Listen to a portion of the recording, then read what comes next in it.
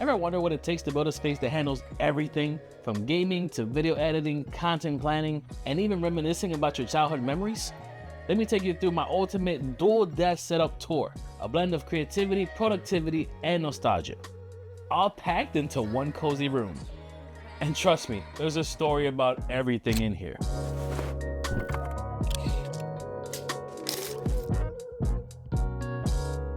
What's up everyone, my name is Tato. I'm a Call of Duty creator and a creative storyteller. And today I'm giving you a grand tour of where all the magic happens, from editing videos to streaming and everything in between. This setup is my home base.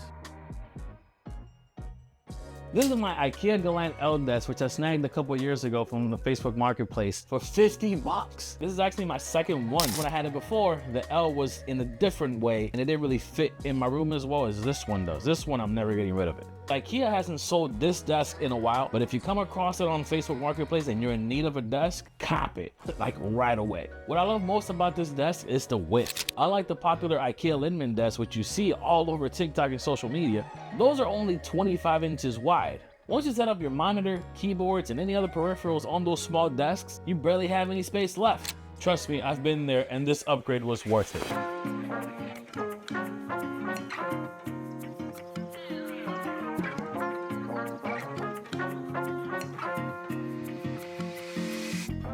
Now let's break down what's on this desk. This is my main workstation for pre-production, post-production, and a little bit of content binging. Because let's be honest, networking and staying inspired are key parts of the process. Here's the gear that keeps it all running. Two 27-inch Dell 4K monitors, perfect for multitasking and color accuracy when editing videos and creating thumbnails. Bose Companion speakers, great for casual listening, monitoring sound levels, and reviewing content. To control my audio interface, I use the Stream Deck Plus with the XLR adapter. Helps me get those crisp recordings when I'm doing a voiceover, and also I can manage all of my audio levels on my computer with Wavelength, all right at my fingertips. Loupedeck and MX Mechanical Mini Keyboard are lifesavers for shortcuts and workflow efficiency, whereas the MX Master 2 mouse and Apple trackpad are the perfect combo for precision and versatility. All powered by an M1 Pro MacBook, the base model, believe it or not. And yeah, it's starting to feel a little underpowered, but it still gets the job done for now. I primarily use the Adobe suite, Premiere Pro for editing, Photoshop for thumbnails and social posts, and I'm actively learning how to use After Effects. This setup also doubles as my work from home station on Fridays. Now, let me be real with you. Being a gaming creator isn't just playing games all day.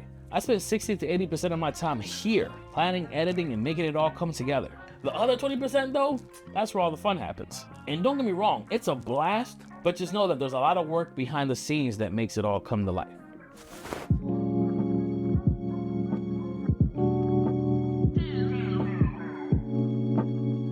Moving over to this wall, it's not just a backdrop for my videos, it's a collection of memories that shaped me into who I am today. And I call it my 90s wall.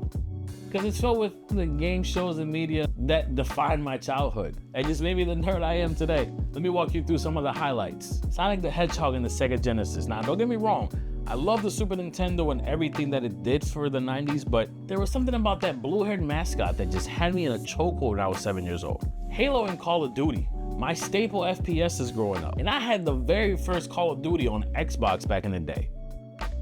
Space Jam and Michael Jordan, that movie was everything to me as a kid. And any kid that grew up in the 90s, you know how much you loved that movie.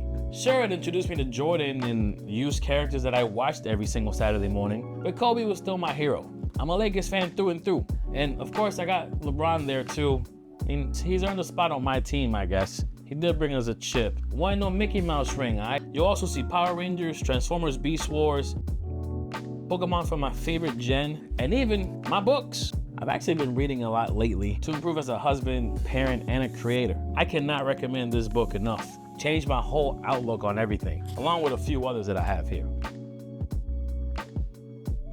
And the closet is where I keep all of my physical media. Any games, movies, plushies, and even my Supreme folding chair. Yeah, I'll admit, that chair was a dumb purchase at $100 or something like that. And I even bent it, hanging stuff up one day. Still a cool piece for the room though.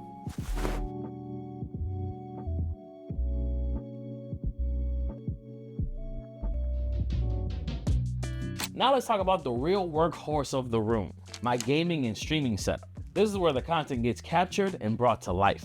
And here's the lineup. The Xbox Series X is my go-to console for backward compatibility, whether it's Marvel vs. Capcom, Well, never mind. Or Black Ops 1, probably the best Call of Duty. Not sorry. I can pop in a disc and play instantly.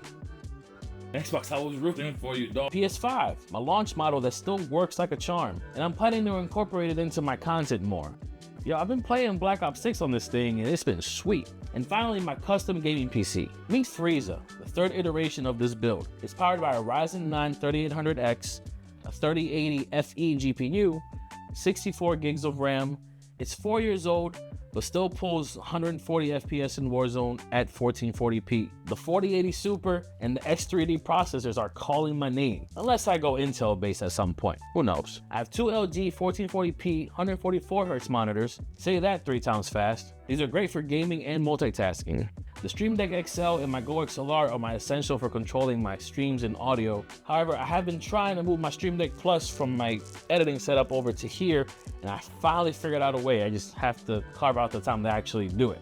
A Rode Pod mic on an Elgato low-profile boom arm, and different versions of the Elgato key light spread out throughout my setup to make sure that my lighting is always on point. And for the camera, I have the Sony A6000 with a Sigma 16mm f1.4 lens and the Elgato prompter. And last but not least, the one that captures everything is actually Frieza 1.0. And I know I need to get a razor or something for it just so it's not sitting on the floor collecting dust. This guy is responsible for collecting all of the recording data that I capture on either the Xbox, PS5, or the PC. This one's powered by a first-gen Ryzen 7, 1070 Ti, and 32 gigs of RAM. Something mad basic, but it helps offload all of that work from my gaming PC. But everything flows seamlessly here, from planning and gaming to capturing and editing.